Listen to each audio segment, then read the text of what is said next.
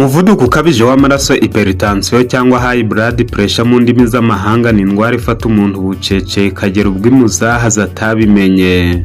Mu yandi magambo, umuvuduko ni indwara yica bucece kuko nta kimenyetso cyihariye igaragaza. Hari uburyo busanzwe bukoreshwa kwa muganga bwo kuyisuzuma hifashishijwe imashini zipima umuvuduko w'amaraso. Icyakora hari ibimenyetso byatuma ukeka ko uyifite ukihutira kureba muganga. Kumva umutima utera cyane ukanabyumvira mu gutwi kumwe cyangwa yombi, cyane cyane uryamye cyangwa uri ahantu hacecetse. Kuribwa umutwe biherekejwe no guhorana umunaniro, akenshi ubu bubabare bukunze kubaho mu gihe umuntu akangutse. Ishami ry'umuryango w'abibumbye ryita ku buzima OMS ritangaza ko umuntu mukuru umwe muri batatu aterwa umutwe n'umuvuduko ukabije w'amaraso.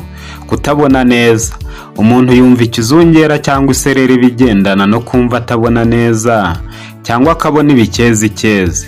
Kubira ibyuya, gututubikana bidafite indi mpamvu bishobora kuba impuruza y'uko umuvuduko w'amaraso wazamutse. Kuva imyuna, kuva amaraso mu mazuru. Indwara y'umuvuduko w'amaraso ihangayikishije abatuye isi. OMS itangaza ko abantu miliyari bari hagati y'imyaka 30 na 79 barwaye umuvuduko ukabije w'amaraso, kandi ko 2/3 byabo ari ababa mu bihugu byateye imbere. Ikindi kandi iyi ndwara ni imwe mu za mbere zitera gupfa imburagihe cyangwa se gukenyuka kw'abatuye isi. Hypertension ishobora kwirindwa hakoreshejwe gukora imyitozo ngororamubiri, kurya ifunguro riboneye ririmo imbuto n'imboga, kugabanya inzoga cyangwa ibisindisha no kwirinda kunywa itabi, kugabanya umunyu, kumenya guhangana na stress. Nubwo bigoye kuvura umuvuduko ukabije w'amaraso, hari ibintu wakwikorera ku giti cyawe ukagabanya ubukana bwawe, kimwe n'uko ushobora kuwivura ugakira neza. Uburyo bwa mbere bukunze gufasha abantu benshi ni ukurya inshuro 2 ku munsi. Aha ni mu masaha ya mu gitondo na nyuma ya saa sita ho gato. Icyakora bisaba no kurya ibyo kurya bitarimo umunyu na muke.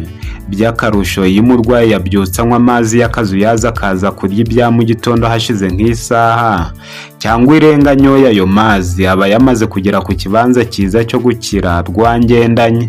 Ibi si byo nshaka kwibandaho, ahubwo nshaka kwibanda ku mbuto enye wahuza neza ukabasha gukira neza umuvuduko ukabije w'amaraso. Irinde kurambirwa kuko iyi video irakugeza ku bisubizo nyakuri by'ubuzima.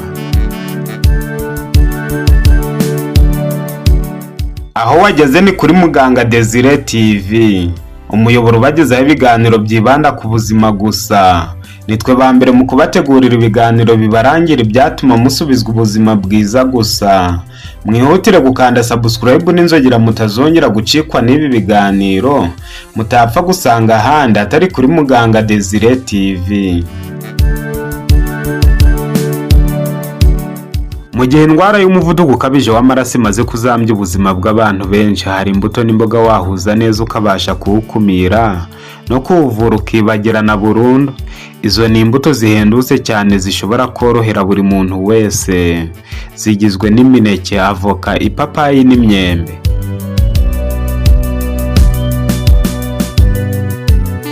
Mbere yuko mvuga uko wavanga izi mbuto wivura umuvuduko ukabije w'amaraso, mu nyemerere mbanze mbasangiza amayeri 5 yabasha kuwukiza mutarakoresha n'izi mbuto. Aya mayeri yabasha guhindura ubuzima bwawe ukabaho nta ndwara n'imwe ishinze ikirenge mu mubiri wawe, cyane cyane kanseri n'umuvuduko ukabije. Umuti wa mbere ni ugukunda kwiyiriza ubusa umunsi umwe cyangwa iminsi 2 mu cyumweru. Kwiyiriza ubusa ni umuti mwiza wongerera imbaraga imikorere y'impindura, ikabasha kuvubura imisemburo ihagije ya insuline kandi igakora neza imirimo ishinzwe yo kuringaniza isukari mu mubiri w'umuntu. Iyo imisemburo ya insuline imaze kujya kuri gahunda, imiyoboro y'amaraso itangira kuzibuka maze agatembera yisanzuye ku buryo abasha kugera muri buri gice cy'umubiri. Nta muti ubasha kuzibura imiyoboro y'amaraso neza nko kwiyiriza ubusa. Ku bantu batabizi, kwiyiriza ubusa nibyo byongerera umubiri imbaraga kuruta indi regime yose wakwandikirwa na muganga. Kwiyiriza ubusa ni uburyo kamere bwo kwivura neza. Niwumva warwaye uzahite wiyiriza ubusa. Uyu ni umuti udahenze wakoresha ukakuvura indwara zose wari waraburiye igisubizo. Nzi umugabo umwe w'Umudage wagerageje kwiyiriza ubusa iminsi 60 yose atunzwe n'imitobe y'imboga, maze akira kanseri y'ubwonko, igifu n'urutirigongo. Yagendaga ahantu hose aratira abo ahuye nabo bose, umuti wamuvuye adatanzeho ikuta na rimwe. Niyo mpamvu intiti nyinshi z'Abayahudi zigena ibihe byo kwiyiriza ubusa nibura iminsi 2 ya buri cyumweru. Hari n'umugore w'Umunyamerika byahiriye maze abasha kwibaruka nyuma yo kurangiza iminsi 41 yiyirije ubusa atunzwe n'umutobe wa karoti gusa. Nyuma byaje kumenyekana ko kwiyiriza ubusa byongera n'amahirwe yo kubyara. Iri banga warigezeho ryabasha kugukiza umuvuduko ukabije w'amaraso n'izindi ndwara nyinshi.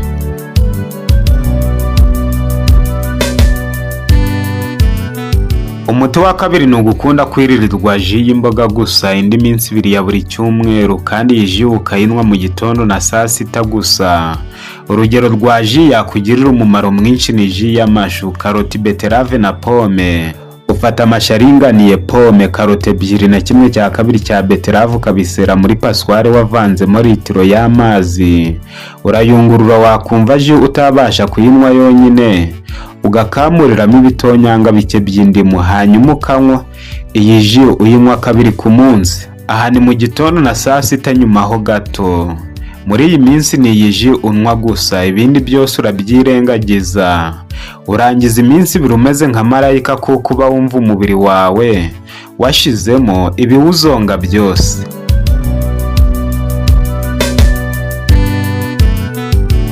Umuti wa gatatu ni ugukunda kurya imbuto gusa indi minsi 2 ya buri cyumweru, kandi ukazirya mu gitondo na saa sita gusa.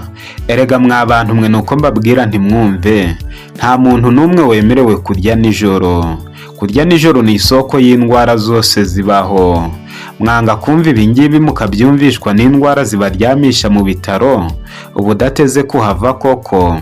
Kurya nijoro bitera indwara nyinshi, hatabuzemo na diabete ndetse n'umuvuduko ukabije w'amaraso. Imbuto zirakungahaye kuko zikora ibitangaza utabasha gutekereza mu buzima bwawe. Mureke mbamenere ibanga nubwo naba niteranyije n'abaganga benshi. Niwumva warwaye ntukagire ubibwira. Amafaranga wagombaga kuguramo ibinini uzaje kuyaguramo imbuto gusa. Uzirye mu gitondo na nyuma ya saa sita ho gato. Uwo munsi uzaryama usinzire neza, nta bicurane, inkorora n'umuriro uzabyukana mu gitondo. Uzashaka indwara yari yakubujije amahwemo yiburira irengero, kandi icyo gitondo uzabyukana imbaraga zo gukora akazi ushinzwe. Uzabikore gusa maze wirebere ibitangaza uzakorerwa, kandi si ngombwa kubikora warwaye. Ushobora no kubigira akamenyero maze ugacukubiri n'indwara zajyaga kukuzonga.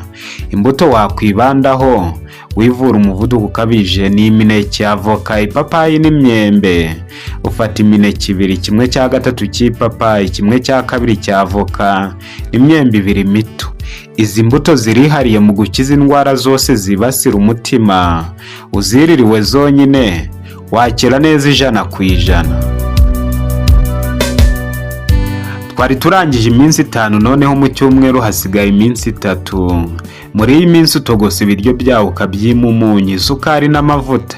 Ibi birungo 3 byaremaje imbaga nyamwinshi, kandi nibyo bituma indwara zidakira. Kuvura umurwayi akiri imbata y'ibi bintu ni ukumuhemukira.